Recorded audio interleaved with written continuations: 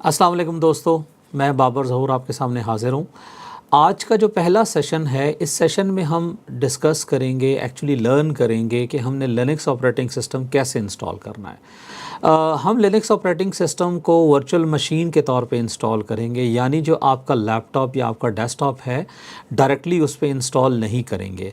हम एक सॉफ्टवेयर इस्तेमाल करेंगे जो कि वर्चुअलाइजेशन टेक्नोलॉजी को इनेबल करेगा आपके लैपटॉप या डेस्कटॉप के ऊपर, और उस सॉफ्टवेयर को इस्तेमाल करते हुए हम एक वर्चुअल मशीन के तौर पे लिनक्स ऑपरेटिंग सिस्टम को इंस्टॉल करेंगे।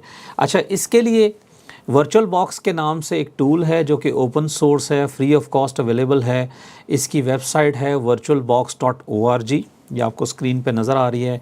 यहाँ पे इसका जो वर्जन है वर्चुअल बॉक्स 7.0, ये लेटेस्ट वर्जन है, आप इसको इंस्टॉल कर सकते हैं। लेकिन अक्सर इसमें थोड़ा चैलेंज आता है, तो आप डाउनलोड सेक्शन में जाके ओल्डर जो वर्जन हैं उनको भी यहाँ से इस्तेमाल कर सकते हैं। मैंने इसका लेटेस्ट वर्जन ही सेटअप किया है क्योंकि मेरी मशीन जो है वो मैक ऑपरेटिंग सिस्टम है और वो लेटेस्ट वर्जन के साथ है। और मैंने यहाँ से मैक से इसको डाउनलोड किया और ये मेरे पास फाइल्स के अंदर आना शुरू हो गया। अब ये जितनी देर में डाउनलोड होगा दैट इज़ फ़ाइन, क्योंकि मैंने ये पहले से ही सेटअप किया है तो मैं आपको उसको फास्ट फॉरवर्ड में लेके जाता हूँ। नंबर 2 थिंग जो हमें चाहिए वो है उबंटू ऑपरेटिंग सिस्टम, और उबंटू ऑपरेटिंग सिस्टम का जो वर्जन है वो है 22.04। अगर आप देखें मेरी स्क्रीन पे तो हम लिखेंगे गूगल के ऊपर जाके सर्च बार में उबंटू डेस्कटॉप 22.04, और यहाँ पे आपके सामने सेकंड नंबर पे ये ऑप्शन आ रही है, इसको क्लिक करें और ये आपसे कह रहा है इस जो वर्जन है वो है 22.04.4 LTS बेसिकली है long term support. Long term support का मतलब ये है कि जो ऐसा वर्जन जिसको उबंटू ऑपरेटिंग सिस्टम अगले 7 साल तक सपोर्ट देगा, ये LTS उसके साथ लिखा जाता है। और मैं हमेशा रिकमेंड करता हूँ कि आप LTS को ही इस्तेमाल करें, और इसका नाम है जैमी जेलीफिश। इसको आप यहाँ से डाउनलोड करेंगे 64 बिट PC वर्जन के थ्रू, और इसको क्लिक करें तो डाउनलोड होना शुरू हो जाएगा। चूँकि मेरे पास ये डाउनलोडेड है, इसका साइज़ थोड़ा सा बड़ा है, 5 GB है अराउंड। तो आपने ये ख्याल करना है कि जो 5 GB का ये जो साइज़ है ये आप इसको अच्छे इंटरनेट के ऊपर डाउनलोड पे लगा दें। अच्छा जी, इस सारे को मैं यहाँ से करता हूँ क्लोज़। ये हमारे पास वर्चुअल बॉक्स का इंस्टॉल्ड वर्जन हमारे सामने आ रहा है और ये बिल्कुल न्यू है। अब हमने इसके ऊपर वर्चुअल मशीन बनानी है, तो हम करेंगे न्यू पे क्लिक। जब न्यू पे क्लिक करेंगे तो यहाँ पे उस मशीन का मैं नाम देता हूँ क्लाउड डेव। यहाँ से टाइप से हम उसको लिनक्स वर्जन को सिलेक्ट करेंगे, और ओरेकल लिनक्स के बजाय यहाँ पे हम चेक करेंगे कि क्या हमारे पास उबंटू 64 बिट है। आप देखें ये मेरी स्क्रीन में 64 बिट आ रहा है। याद रखिएगा इसका वर्जन 64 बिट ही होना चाहिए। नेक्स्ट करते हैं। अब ये मेरे से पूछ रहा है कि मुझे कितनी रैम एलोकेट करनी है। चूँकि ये जो मेरी बेस मशीन है इसमें इस वक्त 32 GB रैम है और 16 CPU कोर हैं, जो कि एक हाई एंड मशीन है। तो इसमें से मैं 16 GB 16386, ये तकरीबन 16 GB रैम और 4 CPU में इसको एलोकेट करूँगा। ठीक है जी, कितने? 4 CPU। मेरे पास 16 है टोटल, मैं इसको 4 एलोकेट करूँगा। नेक्स्ट करता हूँ। अब मेरे से ये पूछ रहा है कि आपको साइज़ कितना देना है डिस्क का, तो मेरी रिकमेंडेशन है कि आप 50 GB अलाउ करें सिस्टम में, ताकि कल आप कोई सॉफ्टवेयर इंस्टॉल करें तो आपके पास थोड़ी सी जगह होनी चाहिए। मिनिमम रिक्वायर्ड स्पेस जो है इसको वो चाहिए 35 GB। तो 50 हमने इसको दे दी। अब मैं इसको यहाँ फ़िनिश करूँगा। फ़िनिश करने के बाद हम इसको फ़ौरन स्टार्ट कर सकते हैं, लेकिन मैं इसको स्टार्ट नहीं करूँगा। कुछ बेसिक चीज़ें हैं जो हमें इसमें सेट करनी है। सेटिंग पे जाएं। सेटिंग में जाके सबसे पहले आप इससे अंदर जाएं सिस्टम में। सिस्टम में ये आपको कह रहा है कि आपने फ्लॉपी से बूट करना है। हम कह रहे हैं नहीं, आप ऑप्टिकल ड्राइव से इसको बूट करेंगे। Hard disk is your secondary drive bootable. Micro processor में जाएं तो आपको दिखा रहा है कि इसने 4 माइक्रो प्रोसेसर इनेबल किए हैं। एक्सटेंडेड फीचर अगर आपने इनेबल करना है पाए तो आप कर सकते हैं। एक्सेलरेशन में कुछ चीज़ छेड़ने की ज़रूरत नहीं है। स्टोरेज में जाएं और स्टोरेज में जो आपकी डिवाइस है कंट्रोलर IDE, ये बेसिकली आपकी वो डिवाइस है जो कि हम इस्तेमाल करेंगे एज अ बूट लोडर के तौर पे। यहाँ ये डिस्क पे क्लिक करेंगे और इसको मैं कह रहा हूँ चूज़ अ डिस्क फाइल। अच्छा, इंटरेस्टिंगली ये वो फाइल है जो हमने थोड़ी देर पहले डाउनलोड की है, और ये उबंटू की 22.4 डेस्कटॉप इमेज है। अगर आप इसका नाम देखें 22.4.4 डेस्कटॉप AMD 64 बिट, इसको ओपन करेंगे और चेक बॉक्स है लाइव CD DVD, इसको हम चेक करेंगे। ओके किया हमने। इसके बाद दोबारा सेटिंग में जाएंगे और एक और मैं काम करना चाहता हूँ, नेटवर्क पे जाएं और नेटवर्क में यहाँ पे ये आपके पास नेट इनेबल है, इसको आपने करना है ब्रिज्ड अडॉप्टर, और ब्रिज में मेरा जो वाईफाई इंटरफेस है उसका नाम है EN0 वाईफाई, इसको हमने सेलेक्ट करना है, ओके करना है।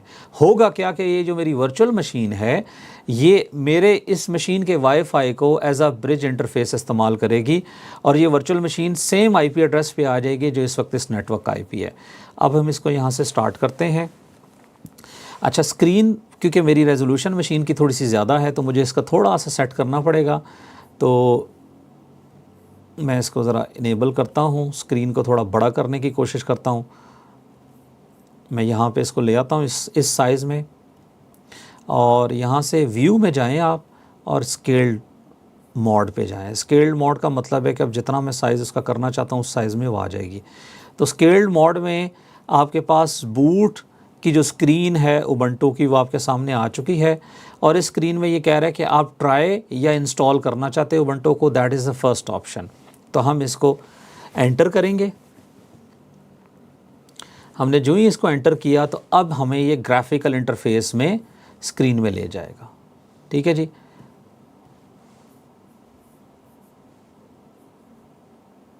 अच्छा, मुझे थोड़ा सा इसको एडजस्ट करना पड़ेगा, स्क्रीन को थोड़ी सी मुझे पिच की नज़र आ रही है। आपकी अपनी मशीन पे जो रेजोल्यूशन होगी आप उस बेस पे इस मशीन को इस चीज़ को सेट कर सकते हैं।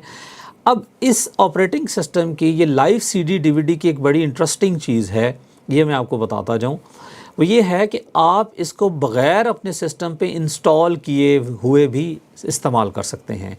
यानी आपने अपनी डेस्क के ऊपर इसको इंस्टॉल नहीं किया, बल्कि आपने इसको इस्तेमाल करना है लिनक्स ऑपरेटिंग सिस्टम को विदाउट इंस्टॉलेशन, तो आप इसको यूज़ कर सकते हैं। तो इसी वजह से आपकी स्क्रीन पे अगर आप देखें तो यू हैव 2 ऑप्शंस। एक ऑप्शन है ट्राई उबंटू और दूसरी है इंस्टॉल उबंटू। ये मोस्टली जितने भी आपके डिस्ट्रीब्यूशंस मौजूद हैं इंटरनेट के ऊपर, जिस तरह हमारे पास ये उबंटू है, इसी तरह हमारे पास रेड हैट लिनक्स है, CentOS है, फिडोरा है, ओपनसूजी है, तकरीबन सब के अंदर ये ऑप्शन अवेलेबल है। हम इसको इंस्टॉल उबंटू पे क्लिक करेंगे क्योंकि हमने परमानेंटली इसको अपनी मशीन पे इंस्टॉल करना है। अब ये कह रहा है कि आपकी लैंग्वेज कीबोर्ड की क्या है, तो इंग्लिश US, इसको हम कंटिन्यू करेंगे। अच्छा, अब ये हमारे पास ऑप्शन दे रहा है नॉर्मल इंस्टॉल और मिनिमम। मैं इसको मिनिमम इंस्टॉल पे लेके जाता हूँ। ठीक है जी, ये मैं करना चाह रहा हूँ, और यहाँ से 1 मिनट में ज़रा, मेरा ख्याल है नेटवर्क भी हमारा आ रहा है। ठीक है, मिनिमल पे हम इसको लेके चलते हैं, इंस्टॉलेशन को कंटिन्यू करते हैं। नॉर्मल में क्या होगा, ये वेब ब्राउज़र बहुत सी ऑफिस और गेम्स की यूटिलिटी इंस्टॉल कर देगा जो अभी मेरी डिमांड नहीं है, अभी मेरी ज़रूरत नहीं है। फ्यूचर में होगी तो मैं आपको इंस्टॉल करना उसको सिखाऊँगा।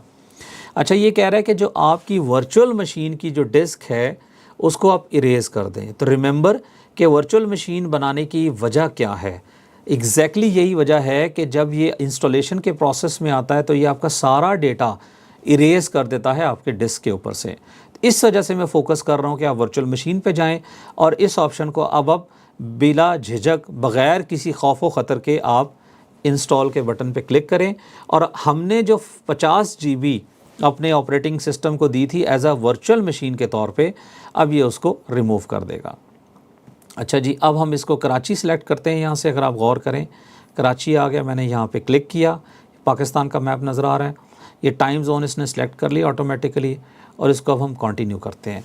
अच्छा जी, मेरा नाम है बाबर और मैं अपनी मशीन का नाम रखता हूँ क्लाउड डेव टेक। ठीक है जी, cloud dev tech by the way मेरी कंपनी है।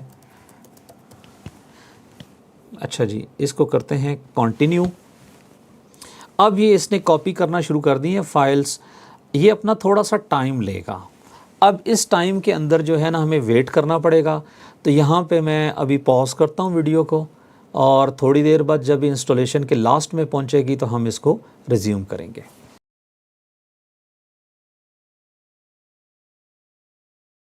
हमारी इंस्टॉलेशन कंप्लीट हो चुकी है और अब हम इसको रीस्टार्ट करेंगे। जब रीस्टार्ट करेंगे तो ये ऑटोमेटिकली मशीन रीस्टार्ट होके हमारे नॉर्मल पे आ जाएगी, ओएस पे। लेकिन कभी कभी ना आपको एक काम करना पड़ता है, वो क्या है तो ज़रा नोट करिएगा। वो ये है, ये देखें ना, आपकी मशीन पे ये कह रहा है कि जो मीडिया है इंस्टॉलेशन का वो आप इसको रिमूव करें और एंटर करें। तो एक दफ़ा देखते हैं। मेरे पास तो नॉर्मली ये नॉर्मल रीस्टार्ट होके आ जाएगी, लेकिन अगर आपको मीडिया रिमूव करना पड़ता है तो वो मैं आपको तरीका बता देता हूँ। अच्छा जी, मेरे पास तो नॉर्मली आ चुकी है बग़ैर मीडिया रिमूव किए हुए, लेकिन फिर भी बहुत से दोस्त जो हैं किसी और ऑपरेटिंग सिस्टम पे काम कर रहे होंगे और उसको सेट करने की इनको ज़रूरत होगी। तो मैं इसको करता हूँ यहाँ से पावर ऑफ़, मशीन को पावर ऑफ़ करें मशीन को यहाँ से।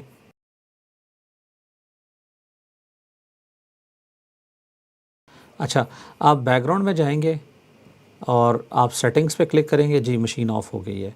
आपने जाना है सिस्टम में, तो आपके पास ये ऑप्टिकल डिस्क की जो आ रही है ऑप्शन, इसको आपने करना है डिसेबल, क्योंकि ये बूट ऑर्डर है और बूट ऑर्डर आपने फ़र्स्ट लेके आना है हार्ड डिस्क का।